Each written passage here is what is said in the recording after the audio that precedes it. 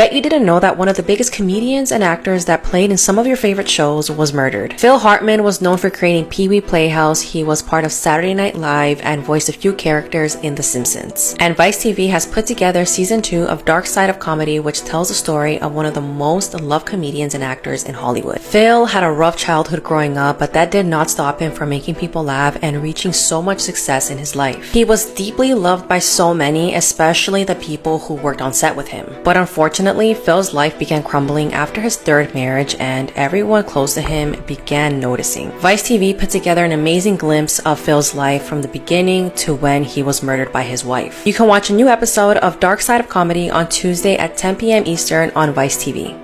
This girl was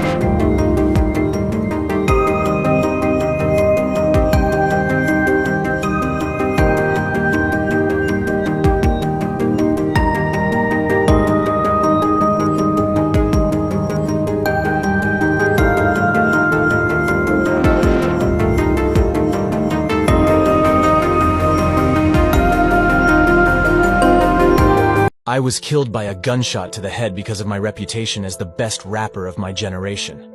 My name is Jose Dwayne Ricardo Onfroy, and I am XXX Tentacion, also known as X, born on January 23, 1998 in Florida. My father left me at a very young age, so my mother struggled alone to provide for me. I grew up in poverty. At the age of 15, I started writing rap lyrics, discovering my passion. My music often drew inspiration from my life experiences and intense emotions. In 2017, my album 17 brought me fame. But my life was not just about success. I had legal troubles and was even incarcerated several times, but I worked hard to become a better person.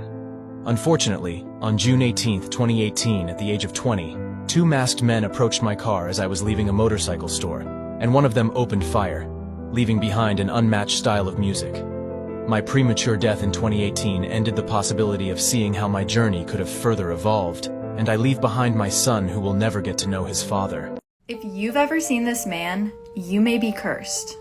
So around 2009, a man by the name of Jacob Fairchild was doing a human experiment in an old insane asylum. The experiment was to see if the subjects could stay awake for an entire month playing a computer game that he designed.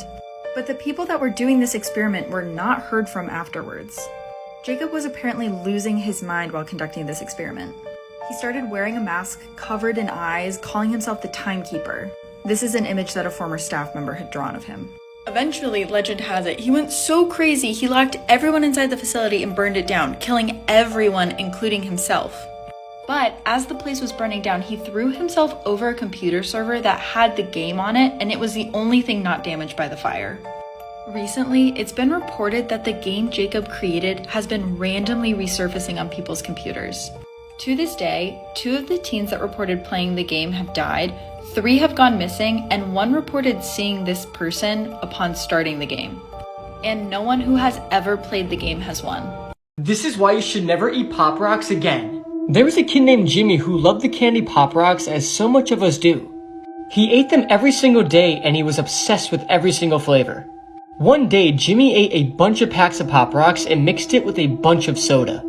After doing this, he complained to his parents that his stomach hurt extremely bad, and they said it was most likely because you ate too much candy today. Jimmy then went to his room and the pain got even worse. He then tried to fall asleep to sleep the pain away. But about 30 minutes later, his parents heard a loud bang coming from his room. They then rushed upstairs and opened his bedroom door. And what they saw made them both scream in absolute horror. There was blood all over the room and Jimmy's body parts were spread out everywhere. They had no idea what happened, so they called doctors and investigators to come over and look at the scene. And they came to a very disturbing conclusion. Because of all the Pop Rocks that Jimmy ate and all the soda he mixed it with, it created a reaction in his stomach and caused his body to completely explode. In 1912, a young boy went missing. And when he was finally reunited with his mother, it seemed like it was not the same boy. So 4-year-old Bobby Dunbar disappeared by a lake on a family vacation in 1912. The only clue found was his hat, which led many to believe he had been kidnapped. The next year, in 1913, a man is seen traveling with a boy that looks very similar to Bobby. He was arrested, but he insisted the boy was not Bobby. He was a boy named Bruce Anderson. But the police didn't listen and returned the boy to Bobby Dunbar's mother. At first, the mother is not convinced the boy is Bobby Dunbar, but she claims that the boy has similar birthmarks to Bobby, so it must be the same child. But when she sends him to play with the neighborhood kids, they don't recognize Bobby either. The boy lived with the Dunbars for the rest of his life, went on to have a family of his own, and passed away in 1966. And almost 100 years after this took place, Bobby Dunbar's granddaughters insisted a DNA test be done. And it proved what they feared to be true. The boy was Bruce Anderson. He shared no DNA with the Dunbar family. It turns out part of the reason he was not reunited with his real mother was there was a rumor that Bruce Anderson's mother was a prostitute and was not viewed favorably by the police. For more creepy history, make sure you're following along. This woman reported her ex to police, and less than an hour later she was dead. Fridoline Daniel was a 34-year-old mother from Florida. On the 8th of November 2023, she filed a police report against her ex. Her ex was Robens Caesar, aged 41. She told police how he had been harassing her. Her family state that on the Wednesday morning when she was dropping her daughter off at school, he had been following her. She did exactly what anyone would have advised. She went straight to the police station and reported this. Less than an hour later, though, the unthinkable happened. As Fridoline arrived back at her apartment complex just prior to 9 a.m., her ex was waiting for her.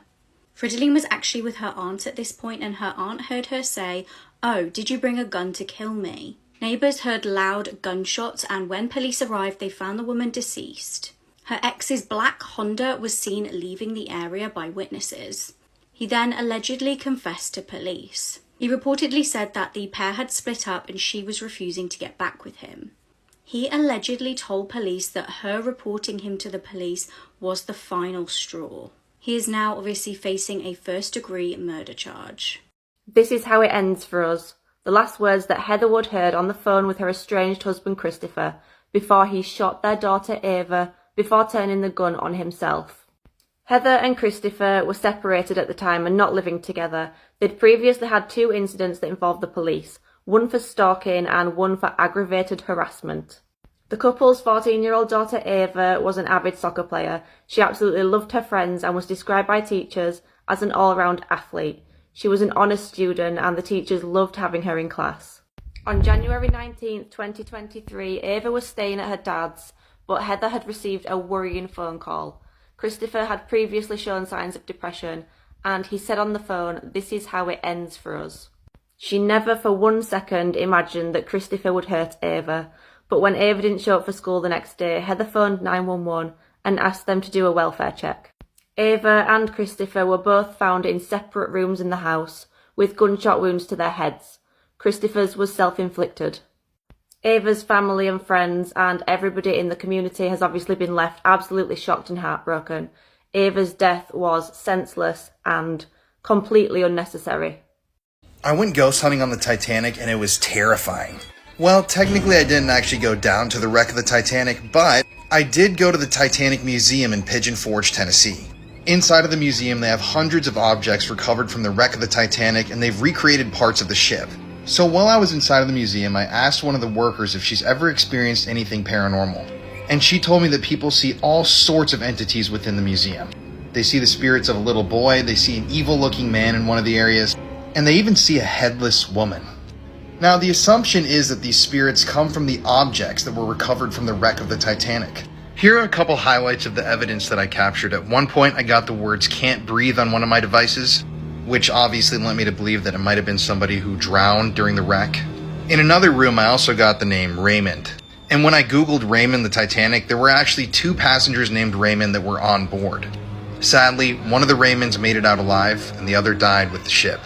The museum has a seriously spooky atmosphere throughout. It almost reminded me of an old haunted house attraction with the way some of the rooms were designed. But while I was there in the museum, I made connection with so many other spirits. It's such a crazy video. If you want to watch it, it's on YouTube right here. Just look up my channel, The Paranormal Files. And I'm also going to put the link to the video in the bio of my TikTok.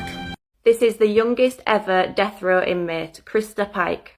When she was just 18 years old, Krista became jealous of a fellow classmate that she thought was trying to steal her boyfriend Tadaryl Shipp. Along with Tadaryl and her friend Shadola Peterson, she came up with a plan to lure this girl to an abandoned steam plant near their university campus. They told Colleen Slemmer to meet them there as they wanted to make peace and offer her some drugs. When she arrived, Krista and her boyfriend attacked Colleen while Shadola kept lookout. For 30 horrific minutes, Colleen was tortured, taunted, and beaten, and Krista actually carved a pentagram in her chest while she was still alive.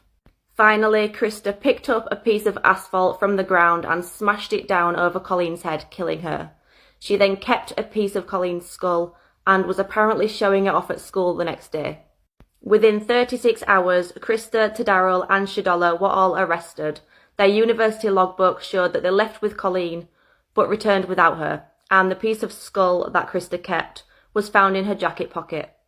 Krista soon confessed, but she said that they hadn't intended on killing Colleen and that they just wanted to scare her, but it got out of control. Krista was charged with conspiracy to commit murder, and she was found guilty on both counts. On March 30th, 1996, she was sentenced to death by electrocution. Tadaryl received a life sentence with the possibility of parole, and Shadola received probation for pleading guilty to being an accessory after the fact. Krista is now 47 and is still on death row in Tennessee, awaiting execution. Following a horrific viral video, this woman was murdered. Transgender woman Malaysia Booker was just 22 when she was killed. Her horrific death occurred on the 18th of May 2019. Police were called to an incident on Valley Glen Drive in northeastern Dallas at around 6:40 a.m. They found the victim lying face down, deceased from homicidal violence. She didn't have any ID with her at the time, so she was identified the next day. Now, the victim had actually gone viral the month prior as part of a horrific video circulating on the internet. She was violently attacked by a group of males in the car park of an apartment complex on April the 12th, 2019. Now, the incident started with something fairly minor. Malaysia was accused of reversing into somebody's car. She was viciously attacked and a crowd gathered, and rather than get the woman the help that she needed, they started videoing. The video started circulating on social media, and Malaysia suffered from concussion and a fractured wrist. Now, Edward Thomas, the man who attacked her, was charged with aggravated assault and held in Dallas County Jail. He was actually convicted of a lesser charge later on of misdemeanor assault and given 300 days in prison. After surviving the attack, Malaysia spoke out about violence against the transgender community. Just a month later, she was dead. After she was found deceased from a gunshot wound, Kendrell Lyles was arrested and charged with her murder, as well as 2 other killings. Police stated that Malaysia was seen getting into a light-coloured Lincoln, matching the description of Kendrell's car. Police also examined phone records which showed he was in the area at the time. He's been sentenced to 48 years for that killing. Shockingly, he's also charged with shooting Letitia Grant, aged 35, just 4 days after Malaysia's murder. He's also charged with killing Kenneth Kichoki the day after. This man, Ronnie McNutt, went on Facebook Live and live-streamed his own death. So this is Ronnie McNutt. And on August 31st, 2020, this 33-year-old started a Facebook live stream. Now, Ronnie was a military veteran. He had served time in the United States Army Reserve and had spent time in Iraq. At the time of his death, Ronnie actually worked at a Toyota plant in Mississippi, but he suffered from a number of mental health conditions like depression and PTSD. The PTSD being a direct consequence of his time served in Iraq. So shortly before his death, Ronnie had broken up with his girlfriend, which caused him to spiral. And it was a combination of all of these mental health disorders and recent events in the world that led Ronnie to start that stream. So at the beginning, the stream seemed pretty normal, and one friend named Joshua Steen joined in to see what Ronnie was up to. But he became alarmed when he noticed that Ronnie was visibly intoxicated and holding a gun. So during this stream, multiple people tried to reach out to Facebook to get them to cut off the stream. But it wasn't until hours after Ronnie had taken his own life when Facebook responded with this callous message, stating they had worked with experts to figure out how to best help Ronnie, and that the post would remain on Facebook, even though it depicted the gruesome death of Ronnie. So in the stream, everybody's talking to Ronnie, trying to convince him to not do what he's about to do, But at one point, he receives a phone call from his ex-girlfriend. They argued over the phone, then she ended the call on Ronnie, and that's when he looked at the audience that was watching on Facebook, said, "Hey guys, I guess that's it," aimed his rifle under his chin, and took his own life. Now, the police had already been called and were at Ronnie's apartment, but for some reason they had waited until they heard the gunshot to enter his home. And tragically, immediately after Ronnie took his life, his phone started buzzing, people were calling him, and as officers searched his home, his phone continued to ring. A final message that Ronnie had left people on Facebook was discovered after his death, and it read, "Someone in your life needs to know that they matter, that they are loved, that they have a future. Be the one to tell them." In a really disturbing twist though, users actually screen recorded the video and started uploading it to all sorts of social media platforms. And it kept popping up everywhere on Facebook, YouTube, Instagram, and yes, on TikTok. And all these platforms were very slow to remove the videos. Literally only a few days after Ronnie took his own life, the hashtag Ronnie McNutt had over 15.6 million views here on TikTok. And I have to say, the people that were uploading these videos trying to expose people to this horrific material are disgusting. This is a really tragic, sad story, and I hope that Ronnie is in a better place now.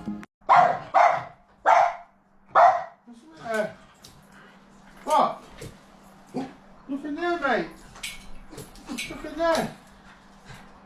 What? There's nothing there. When officers arrived at this crime scene, they noticed something odd. A camera crew arrived to film a true crime series, and some said nothing looked like it should have looked. Victoria Rickman was a 30-year-old divorced mother. She was in a relationship with Will Carter Jr., who was also 30. The pair were said to have been in a couple for around 3 years, and they both had children. Victoria had a son and Will had a daughter. Now, things between the pair were extremely volatile. However, it was the 13th of September 2013 when things turned extremely dark. Police received a frantic phone call in the early hours of the morning, and it was Victoria. Shockingly, she told police that she had killed her partner. She told them that he had been SAing her and she was left with no choice but to shoot him to get him off. This was actually not the first time that Victoria claimed that Will had assaulted her. She told friends and family of disturbing events when Will had apparently arred her and abused her. However, Will's family had an entirely opposite narrative. Will had opened up to his friends and family about Victoria's abuse. She'd reportedly threatened and physically assaulted him on numerous occasions. Will's dad told detectives that on one occasion a year prior, Will had showed up to his dad's house bleeding. Victoria had apparently hit him in the head with a hammer and bit him. Will's dad recalled saying to Will, "If she'd had a gun, she'd have killed you." As well as this, 4 months prior to Will's death, Victoria was actually arrested and charged with battery. These charges were pending at the time of Will's killing. When police showed up to the crime scene on the 13th of September, they noticed something very odd. There were no signs of a struggle at all. After the picture had been painted of a vicious assault and a self-defense shooting, officers expected multiple injuries on both parties. Will's gunshot wounds were the only wounds he had. There were no signs of a fight, and tellingly, police stated it seemed that Will was not even facing her when she shot him. Police did not buy Victoria's claims of self-defense, and they arrested her and charged her with Will's murder. Interestingly, video cameras from a reality true crime series were filming as events unfolded. Investigators looked into some forensics from the scene. They noted that there was blood spatter on the back wall and it was quite high up. This indicated that the victim had to have been standing up. Very interestingly, the gun that Victoria had actually used was given to her by a law enforcement officer. The officer, Rick Price, had given this to her a few months prior to the killing. She'd apparently told him that she was afraid and he gave her one of his personal guns. He even apparently took her to a gun shooting range to practice. He did admit that he was romantically interested in Victoria at this time. Eventually, Victoria was given life without parole for the murder. These are missing person cases you probably never heard of. This is Yelena Carisi, born July 26, 1970. She was touring Central America and North America when she arrived in New Orleans, Louisiana in 1993. She had gone with her parents on a trip to the city, then decided to stay after the vacation was over and her parents returned to Italy. At first, she traveled to Florida, left a few days later after telling her parents she feared 2 men in Florida who were trying to drug her and kill her. She then traveled to Belize and Mexico before going back to New Orleans. Yelena, who speaks fluent English, immersed herself in the street culture there and kept company with street musicians and homeless people. She painted and took notes about the people she met, stating she planned to write a book, possibly a novel about her experiences. Her father believes she may have been using drugs during this period. At the time of her disappearance, Yelena was staying in the Ladale, a cheap hotel on the 700th block of St. Charles Avenue, 5 blocks from the French Quarter, with Alexander Muscala, a street musician who was 54 and performed in several countries in Europe. She checked in on December 31st, the week before she disappeared. Alexander said they slept in separate beds during the time they shared the hotel room, and she refused any sexual relationship with him in spite of his urgings. He had a history of drug use and sexual violence, as well as a reputation as a guru. Yelena seemed fascinated by him. She referred to him as my master and said he had opened completely new intellectual horizons for her. Yelena was last seen in the city's French Quarter area on January 6, 1994. Her parents, who last heard from her on New Year's Day, reported her missing on January 18th. They traveled to Louisiana shortly afterwards to assist in the search efforts. No evidence regarding Yelena's whereabouts was discovered. Most of her personal belongings, including her passport, backpack, clothing, camera, luggage, and notebooks, were left behind at the hotel, which is just weird. Alexander showed Yelena's passport to the hotel staff after her disappearance and attempted to use the traveler's checks to pay for the bill for their room. But the checks were refused because they weren't signed and he was evicted. He told the police he did not know Yelena's whereabouts but believed she was alright. He was arrested on January 31st after a former girlfriend claimed he had raped her, but was released for lack of evidence after less than 2 weeks. The only possible lead was a security guard who said he saw a woman jump into the Mississippi River at 11:30 p.m. on January 6th, the last day she was seen. Prior to jumping, the woman was acting strangely and said, "I belong in the water." She swam for about 100 yards and began to struggle against the current and the wake from a passing boat, then screamed for help and sank. She fit Yelena's general physical description and was wearing similar clothes, but they weren't identical. It has never been established that that person was in fact Yelena, but many authorities in New Orleans believe it was her. Not everyone believes Yelena is dead, however. No trace of her remains were found in the river, but it's possible she was washed into the Gulf of Mexico and out to sea. Since January 1994, there has been many reported sightings of her in the United States, and even Italy and some places in Europe, even more than a decade after her disappearance. None of the sightings have been confirmed, and Yelena continues to be listed as a missing person. This schoolboy stabbed his teacher to death in front of a classroom full of students. 61-year-old Anne Maguire was a Spanish teacher teaching in Leeds. She'd actually worked at the school for 40 years and she was only 5 months off retirement. However, in April 2014, something absolutely horrific happened. One of her students was 15-year-old Will Cornick. He'd always been described as a smart student who never really caused any trouble. Classmates regarded him as a polite student, but after he got diagnosed with diabetes, his personality seemed to change. In 2013, he tried to join the army, but because of his diagnosis, he was rejected. Being in the army had been his dream, so this was really upsetting for him. After failing to complete his Spanish homework, he was given detention by Anne. He also expressed a wish to her that he wanted to drop Spanish, but she wouldn't let him, which only angered him more. He began to develop a deep-rooted grudge against Anne. Shockingly, he reportedly messaged his friends on Facebook asking if one of them would kill her for him for £10. During one school day, halfway through his Spanish class, Will decided to get up and attack Anne with a knife. The classmates watched on in horror as he chased her out of the classroom. When there, another teacher heard her screams and tried to shield Anne from any more blows from him. Will then allegedly returned to his class and told his classmates how it was a shame that he hadn't killed her. However, Anne did actually pass away from her injuries. Will later admitted that he did plan also to kill 2 other teachers. One of them was actually pregnant at the time. He's been sentenced to life in prison with a minimum of 20 years.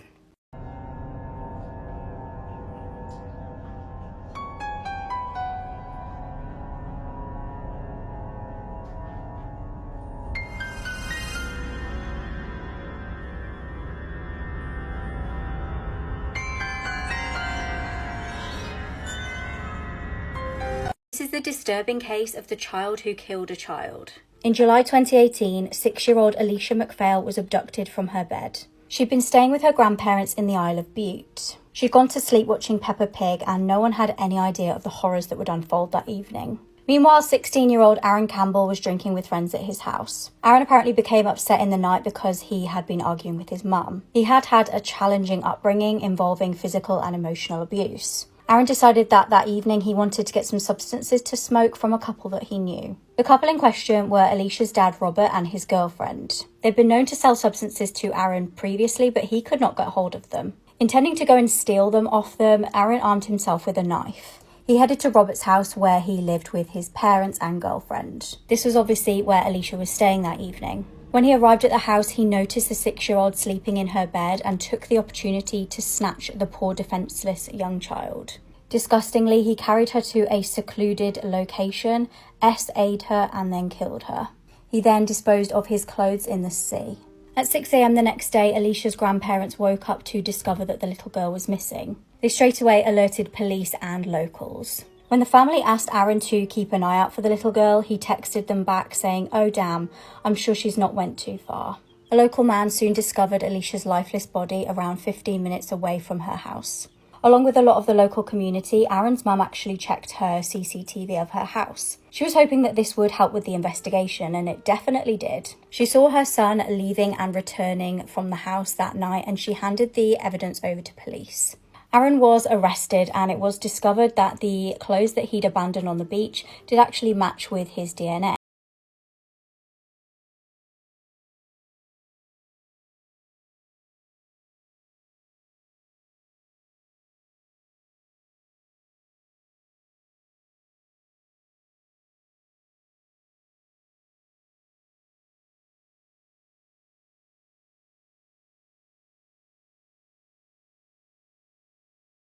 This case made me terrified to go to the cinema. This is the case of the horror in Screen 9. James Holmes was raised in California. His mum was a nurse and his dad was a scientist. From a young age, he was experiencing night terrors and allegedly actually tried to take his own life when he was just 11 years old. He was apparently obsessed with guns and weapons and had dreamed of becoming a mass murderer. Between May and July 2012, he legally bought 4 guns. Background checks were conducted and he was allowed the weapons. He also bought spike strips, which, if you don't know, pop the tyres of cars if they chase after you. On July the 19th, just hours before tragedy would unfold, James mailed his notebook to his psychiatrist. Inside the notebook, James detailed his plans to kill. The notebook was actually discovered later on undelivered. Just prior to entering a cinema in Aurora, James rang a crisis line to tell them about his plans to kill. However, the call was disconnected after just 9 seconds. At the midnight showing of The Dark Knight Rises, CCTV captures James walking into the cinema. He walks into Screen 9, props open the door, and then walks back out again. Shockingly, he goes to his car and gets guns out and gas canisters. He re-entered the screen at about 12:38 p.m. and set off 2 gas canisters. When he entered Screen 9 again, he immediately opens fire on the audience, instantly killing 10 people. 2 others later died in hospital from their injuries. An additional 70 people were injured. This was an absolutely packed out cinema. James also shot at people as they scrambled to exit the screen. His youngest victim was a 6-year-old girl. Witnesses said this all unfolded as there was actually a gunfight on the screen, and initially they all thought it was special effects and just part of the film. Police were actually on the scene very quickly after the first 911 call. James surrendered to the police and was arrested in the car park. He was apparently very calm when he was arrested and told police that he had booby-trapped his apartment. When police investigated his apartment, this was found out to be true. He was sentenced to 12 consecutive life sentences.